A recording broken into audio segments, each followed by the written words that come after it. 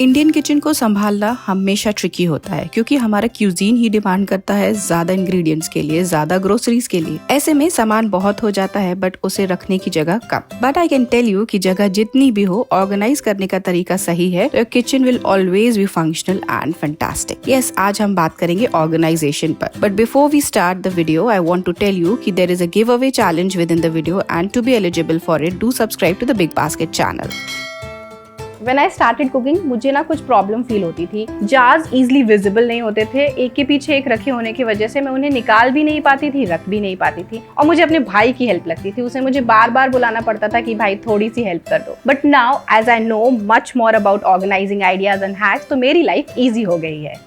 सारी ग्रोसरीज को well organised रखने के लिए I use glass jars with 3 tier stand for easy organisation. So for that ये एक कैबिनेट मैंने रेगुलर यूज होने वाली ग्रोसरी के लिए ही रखा है। I have replaced the plastic containers with glass containers ताकि सारी ग्रोसरी विजिबल रहे। And to organize them I use this 3 tier stand ताकि जार्स को निकालना और वापस रखना इजी हो। कई बार लास्ट जार्स को निकालने के लिए फ्रंट जार्स को बाहर निकालना होता है, तो ये स्टैंड वर्टिकल स्पेस भी देता है और एक ही कैबिनेट में बहुत कुछ ऑर्गेनाइज हो जाता है। अब कुकिंग करने के टाइम आई नो कि भाई इस कैबिनेट में ही सारे grains and pulses are available और कुकिंग करना काफी इजी हो जाता है। तो आप देख सकते हैं पहले कितनी ज्यादा मुश्किल होती थी चीजें निकालने में और काफी क्लटर्ड भी थी स्पेस और कुछ जार्स ही यहाँ पर आ पाते थे। लेकिन ये 3 tier स्टैंड की वजह से काफी ज्यादा मैंने यहाँ पे चीजें अच्छे से ऑर्गेनाइज करके रख ली। बड़े छोटे सारे जार्स आ गए और बहुत सारी ग्रोसरी भी एक ही कैबिनेट में ऑर्गेनाइज हो गई।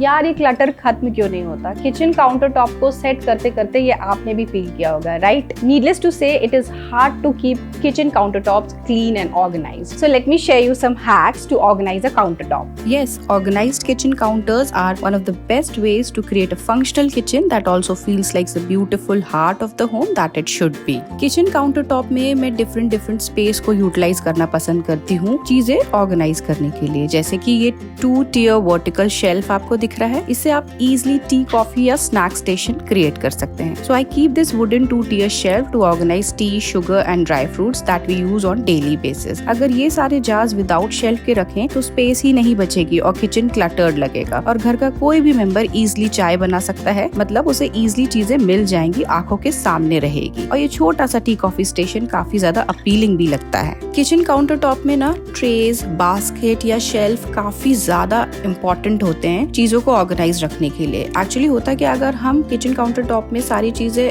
स्कैटर करके रखें ना तो काउंटर टॉप या स्लैब को क्लीन करना बहुत ज्यादा टफ हो जाता है। आपको एक एक चीजें निकाल कर उसे वाइप करना पड़ता है। लेकिन use of trays can make your task easy.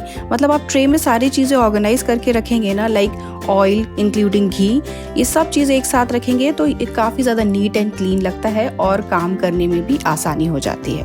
Also I place knifes and cutting board on this tray ताकि ट्रे की सारी स्पेस यूज हो जाए एंड काउंटर टॉप का बाकी एरिया फ्री रहे। आटा और राइस ऐसे आइटम्स हैं जिन्हें हम ज्यादा क्वांटिटी में कंज्यूम करते हैं और लेते भी बल्क में, जैसे कि 10 kgs, 5 kgs as per your need. तो चलिए मैं दिखाती हूँ कि मैंने अपने किचन में किस तरीके से राइस और आटे के लिए एक डेडिकेटेड स्पेस क्रिएट किया है। तो इन सब चीजों को स्टोर करने के लिए आई हैव डेडिकेटेड स्पेस। मतलब गैस स्टोव के जो ऑपोजिट वाला काउंटर टॉप है, यहाँ पर मैं आटा रखती हूँ और नीचे वाले कैबिनेट में राइस रखती हूँ। दोनों ही एयर टाइट कंटेनर में है। यहाँ पे टेम्परेचर राइज नहीं होता है और कोई ग्रोसरी आइटम नहीं है जो इनके साथ मिक्स हो जाए। जल्दी में मैं डर्टी हैंड्स भी यूज नहीं करती हूँ ताकि ये चीजें सेफ एंड सिक्योर बनी रहे। ऑल्सो गाइज, मैं आटे को ना पैकेट में ही रखना प्रेफर करती हूँ। मतलब मैं डायरेक्टली इसको कंटेनर में एम्प्टी नहीं करती हूँ, क्योंकि अगर कंटेनर में मॉइस्चर है या कोई भी डर्ट है या ऐसे पार्टिकल्स है जो आटे को खराब कर सकते हैं तो आटा आपका पूरा ही खराब हो जाएगा। बेटर आप इस तरीके से इसको पैकेट में ही रखें, क्योंकि पैकेट को उस तरीके से बनाया गया है ताकि ये लॉन्ग टाइम तक आटा प्रिजर्व रहे। So it's time to say goodbye, but before leaving, I have a giveaway question for you. But फटाफट से channel subscribe कर लो because that's the basic eligibility to participate in the giveaway. So now comes the giveaway question. Comment section में बताओ how many levels were there in that stand I've used in the shelf for storing containers. So yeah, I'll see you in the next video. Till then, take care. Bye bye.